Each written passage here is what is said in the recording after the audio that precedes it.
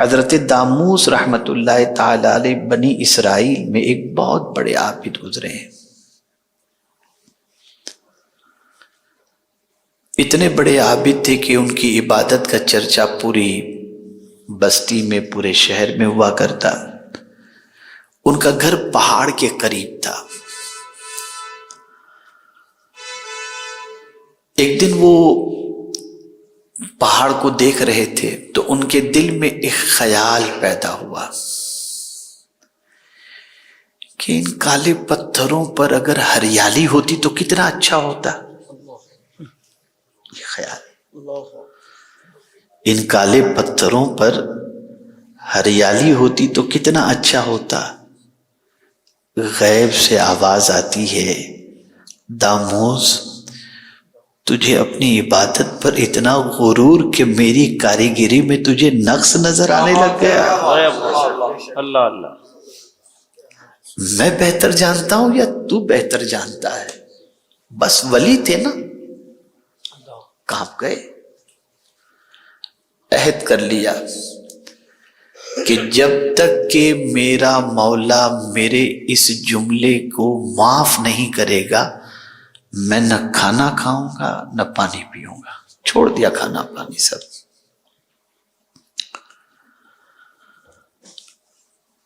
کچھ دن گزر گئے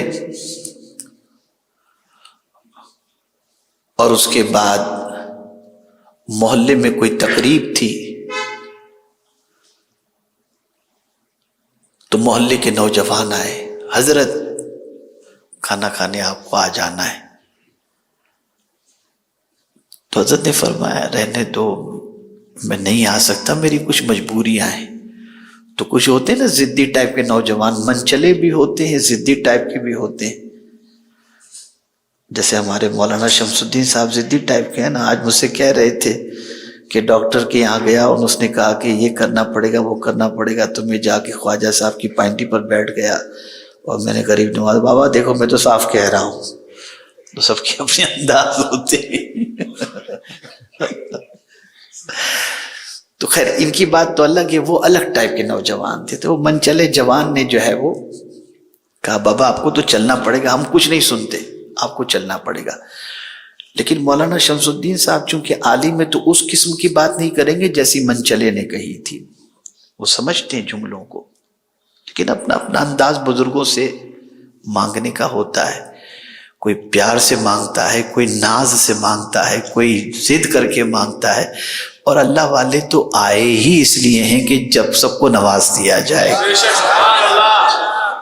یہ ان کی شان ہوتی ہے. اور خواجہ صاحب کا تو کہنا ہی کیا، سبحان اللہ. میرے امام کہتے ہیں کہ ہندوستان میں جس جگہ پر دعا قبول ہوتی ہے ان جگہوں میں خواجہ صاحب کا آستانہ ہوتا ہے. کیا کہنا.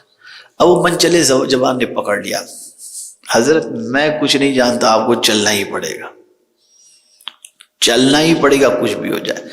حضرت نے فرمایا بیٹا تو سمجھ میری کچھ مجبوری ہے، میں نہیں چل سکتا، نہیں کھا سکتا. اس نے کہا اچھا حضرت چلیے ٹھیک ہے، مجبوری ہے آپ بتا رہے ہیں تو کیا مجبوری ہے، ذرا وجہ تو بتائیے آپ. آپ نے فرمایا کہ بیٹے میری زبان سے ایک ایسا جملہ نکل گیا تھا جس کی وجہ سے غیب سے آواز آئی تھی کہ میری کاریگری کے اندر تجھے عیب نظر آتا ہے. تو میں نے قسم کھا لی تھی کہ جب تک کہ مولا کی طرف سے معافی کا پروانہ نہیں ملے گا میں نہ کچھ کھاؤں گا نہ پیوں گا. تو ابھی تک معافی کا پروانہ نہیں ملا اس لیے میں نہیں کھا سکتا. اب منچلا جوان تھا، ارے حضرت کہاں آپ اتنا ٹینشن لیتے ہو، معاذ اللہ. پھر اس نے جملہ یہ استعمال کیا، یہ ہم دوست لوگ ہیں نا سب، اگر اللہ کا عذاب آئے گا تو تھوڑا تھوڑا بانٹ لیں گے ہم لوگ. یہ جملہ اس نے کہہ دیا. آواز آتی حضرت داموس کو، داموس علاقہ چھوڑ دو، چھوڑ دو یہ علاقہ. جو میرے عذاب کو ہلکا سمجھتے ہیں ان قریب ان پر میرا عذاب آنے والا ہے. بہت سارے ہمارے منچلے نوجوان معاذ اللہ لاشعوری طور پر اس قسم کے جملے کہہ بیٹھتے ہیں، ارے دیکھی جائے گی، ارے دیکھی جائے گی۔ کس کی طاقت ہے دیکھی جائے گی؟ جو اللہ کے عذاب کے تصور سے پوری زندگی کانپتے ہوں، جو صدیق اکبر یہ کہیں کہ کاش میں کسی انسان کے سینے کا بال ہوتا تاکہ قیامت میں میری پرسش نہ ہوتی۔ آپ ذرا سوچو،